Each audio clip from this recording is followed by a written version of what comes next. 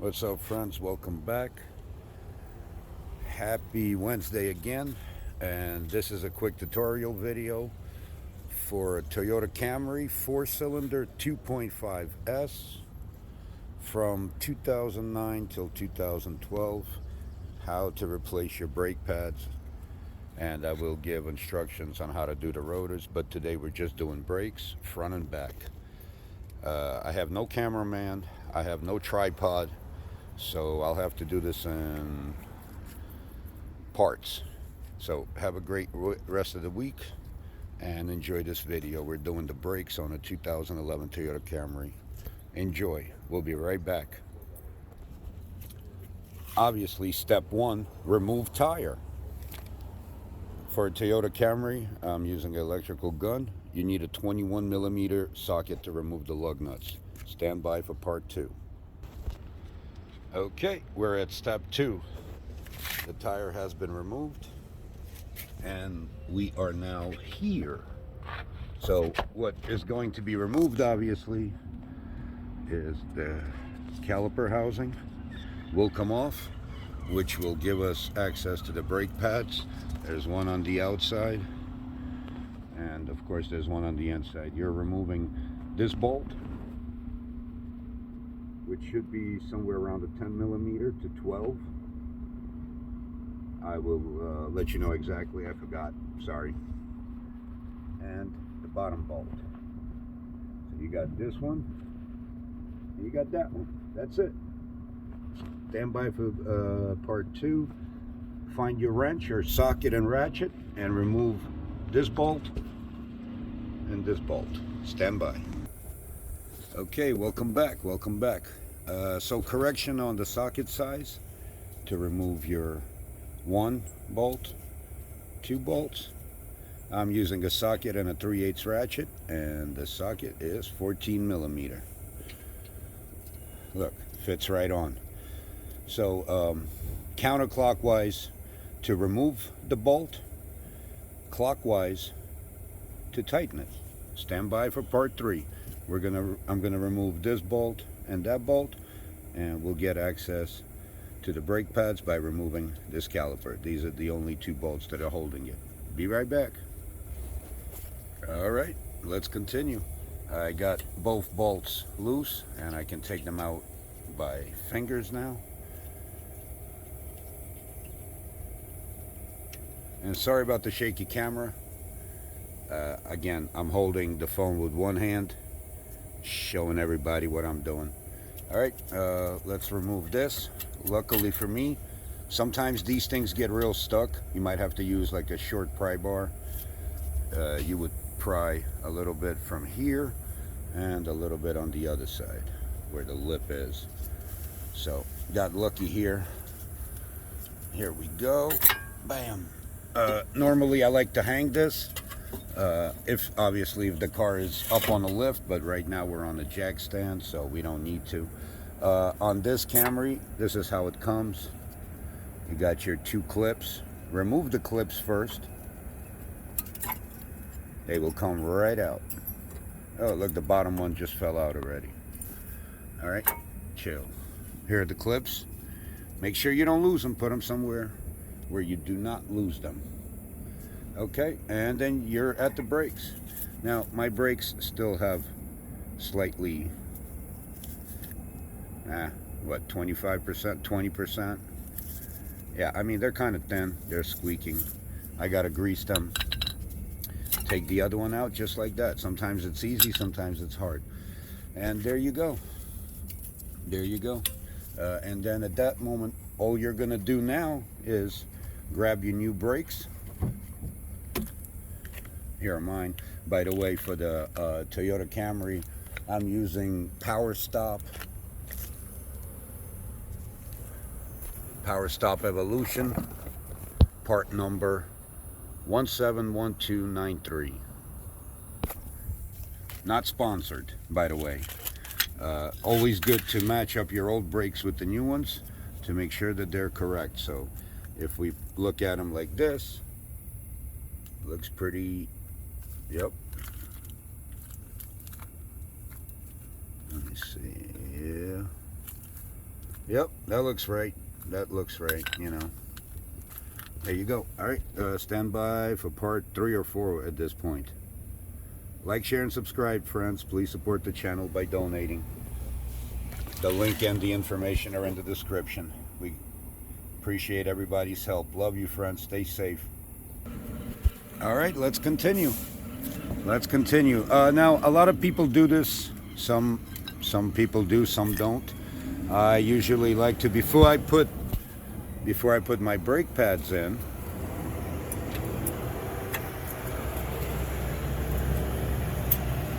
like so. Before I start putting my brake pads in, I'll take both of the brakes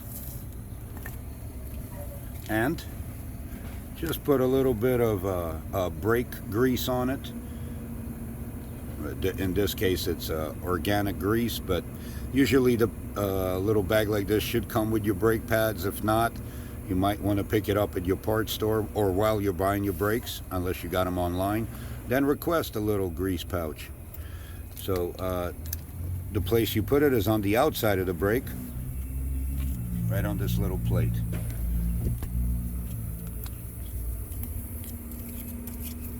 Just like so. You don't have to go crazy with it. Whoopsie.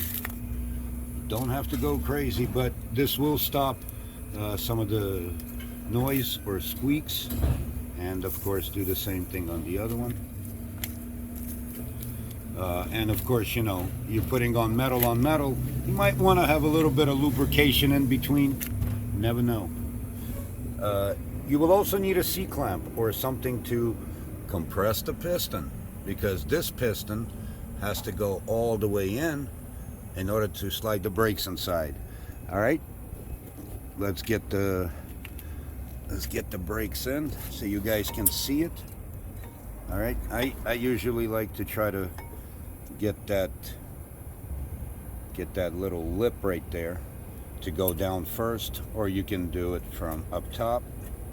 It's up to you. All right, got that in there and that, and bam, your inside brake pad is now in.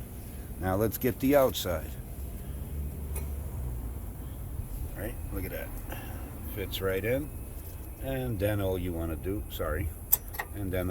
is just line it up with the top hole.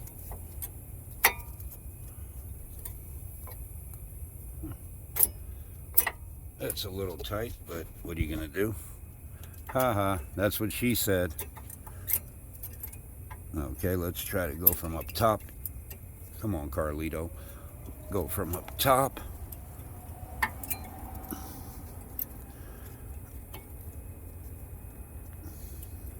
All right, I see the thing here. Here's another quick little tip. The tip is get a little bit of grease between your hardware. You see the little metal hardware pieces? You can just put a little grease. Definitely not a lot at all. And they should slide in easily. You can even put a little bit right on these nudges here, just to help it slide in. All right, this should be a little easier. Whoops, once again, sorry about the camera.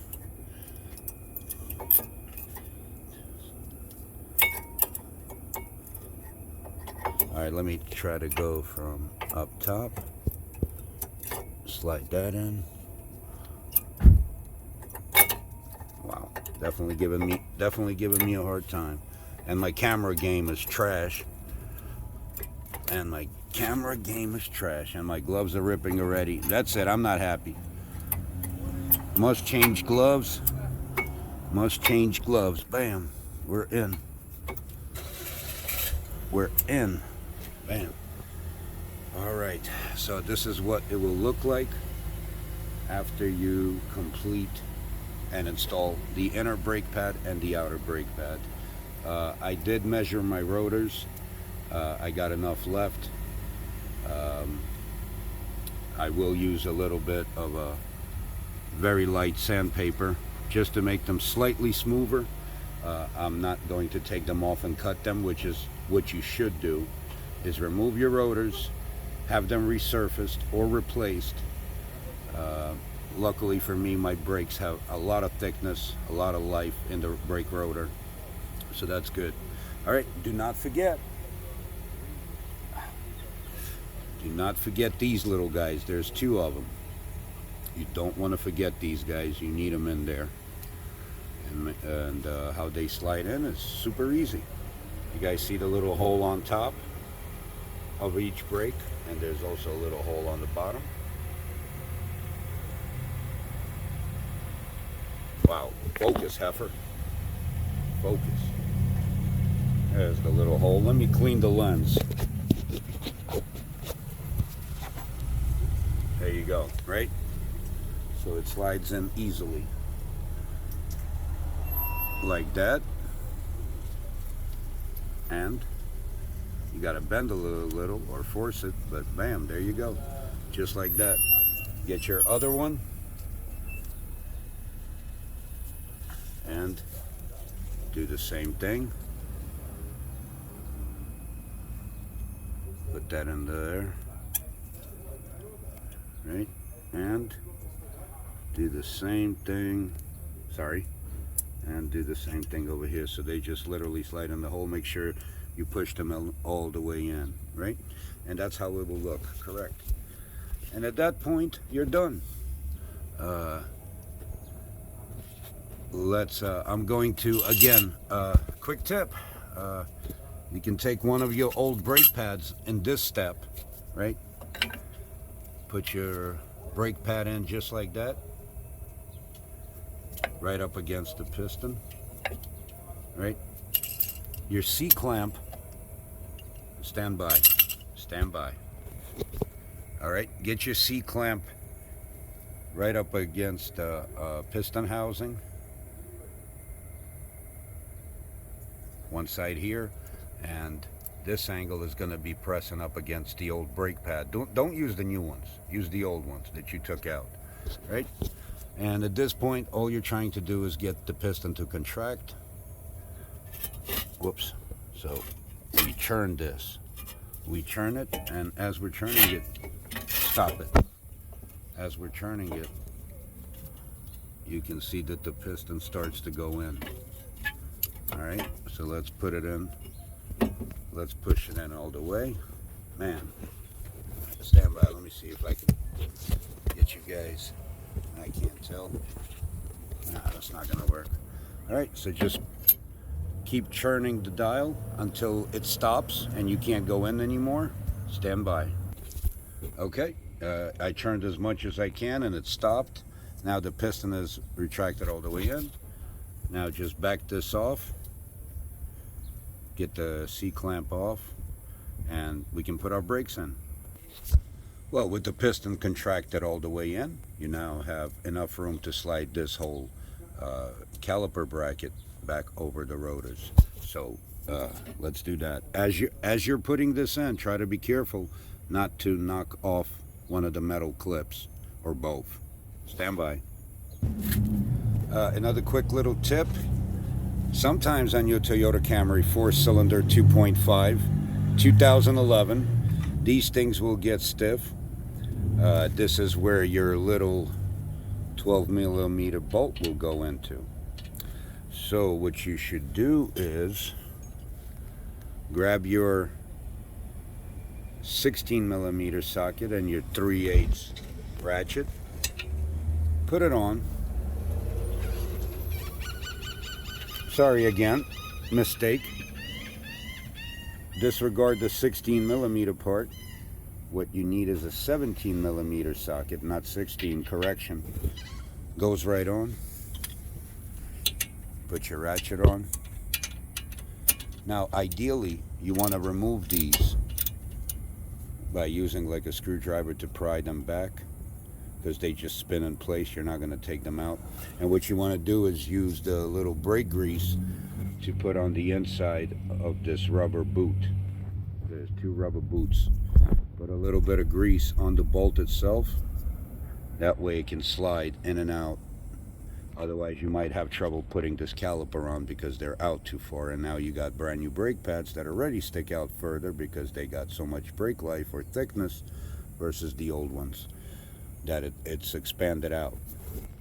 So I did move these guys a little bit just to give them a little wiggle room. I did using my finger slide a little bit of grease between the boot on both, however you can do it. And that's it. At this point, let's put this caliper on. Again, the caliper will go on just like so, okay? Make sure that these things are in. And as you're putting the caliper on, make sure that these little clips do not pop out. So you can actually see through the hole of the caliper or from the sides. Stand by. Another quick tip. If your metal clips here keep popping out while you're trying to put on the caliper housing or bracket, just squeeze them together so they're not so spread apart. Don't squeeze too much so you don't break the metal or crack them, and they'll snug in easily once they're bent, and they'll go right in. And here we are. I got the caliper on, lined up with the hole here. Well, the bottom isn't lined up perfectly, but we can get there. All right, grab your, stand by, where did I, oh, grab your 12mm bolts that you took out the bracket and start them by hand. Always start them by hand. I wouldn't suggest using a electrical tool to start them because you might just strip the thread.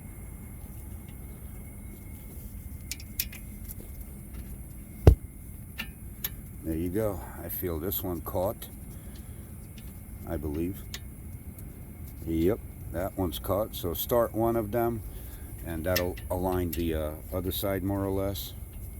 And like I said, do it with your, started by hand. You can literally take these all the way to snug with your fingers just to make sure it goes in nice and straight through the thread.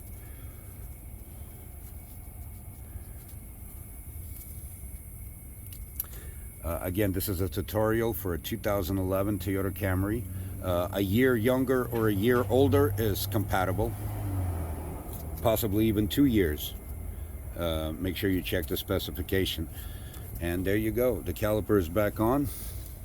We're going to use our 3/8 ratchet, and of course, don't forget you need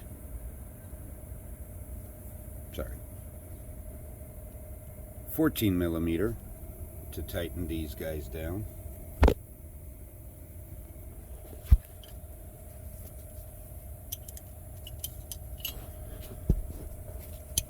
Sorry.